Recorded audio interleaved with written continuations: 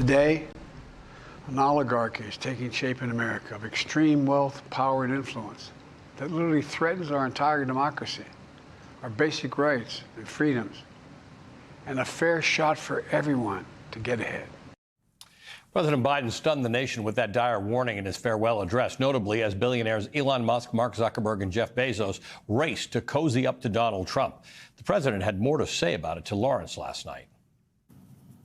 If the decision is made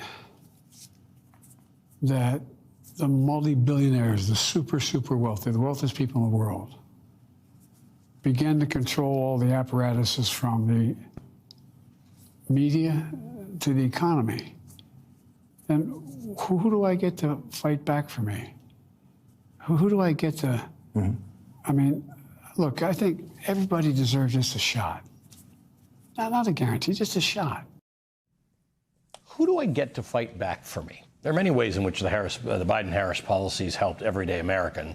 Today, President Biden announced that 15 new drugs, many used to treat conditions like diabetes and cancer, will be eligible for Medicare price negotiation, which means big savings for the seniors who rely on them. The administration also cracked down on junk fees. They barred credit card companies from factoring medical debt into your credit score. They eliminated billions of dollars of student loan debt that wasn't the price of education, but from jacked up interest on the debt. Now, here's the thing. The new American oligarchs don't care about any of that. They certainly don't care about drug prices or overdraft fees or student debt. And Elon Musk is the one guiding Donald Trump right now. That's who Donald Trump handed the proverbial government chopping axe to. Trump's pick for Treasury Secretary is a hedge fund guy worth $500 million. Whose tax brackets do you think he cares about? Here's Senator Bernie Sanders pressing that man, Scott Bessent, about the new American oligarchy. What Biden said last night is we're moving toward an oligarchy. I'm asking you that question. Do you think, forget how they made their money, do you think that when so few people have so much wealth and so much economic and political power, that that is an oligarchic form of society? Well, I would note that President Biden gave the Presidential Medal of Freedom to two people who I think would qualify for his oligarchs. I'm just asking you, would so few people have so much wealth and power? But do you think that that is an oligarchic form of society? Senator, I think it depends on the ability to move up and down the income. No, that's not really the answer.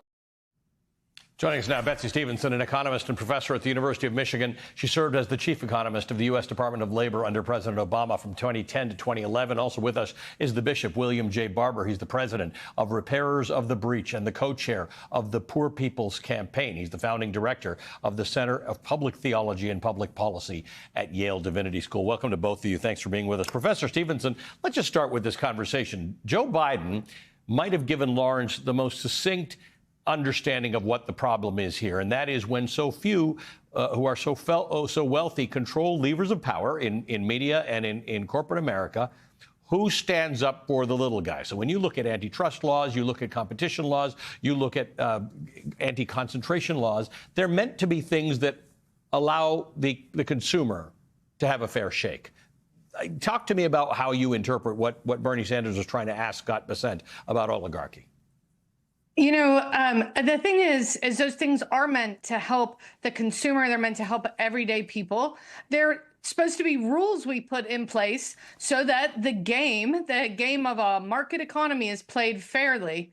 And what we're seeing is moving to a world where the people who have the most money want to rewrite the rules in their favor. And they're getting the power and the ability to do that. And what happens when we do that is not just that everyday people get hurt, but actually we undermine the very idea of having a market economy where, each and every person out there has a shot at trying to provide goods or services that other people want so that they can succeed in their endeavors. We move away from a market economy, so our economy is less efficient. We move away from a democracy so that our politics are very different. And it's all coming on the backs of everyday people who will no longer really see a path to getting ahead. That's the bleak vision that President Biden laid out, and he laid it out as a very important warning. Bishop Barber, you have for a long time spoken about the least among us. There is a federal minimum wage in this country. It has not changed for a very long time. It's $7.25. Bernie Sanders asked the nominee for Treasury Secretary about whether he thought that was appropriate. Let's listen to that exchange. Will you work with those of us who want to raise the federal minimum wage to a living wage to take millions of Americans out of poverty? Senator, I believe that the minimum wage is more of a statewide and regional issue. So you don't think we should change the federal minimum wage of $7.25 an hour? No, sir. Bishop, you and I talk about this a lot. I'm going to do it again. I'm going to put up that full screen that I always put up, about $7.25 an hour, assuming you get to only work 40 hours a week. That's $15,080 annually. If you doubled it to $14.50 an hour, you'd still be earning $30,000. Very hard in this country to live for $30,000. It's a principled matter. It's not. Scott Bessent was incorrect saying this is a regional and state matter. Sure, some states have higher minimum wages, but it's a philosophical and moral statement that our federal minimum wage is $7.25. Well, you know, one time Donald Trump even said that he believed the current minimum wage was too high. This is what happened when greedy oligarchs take control.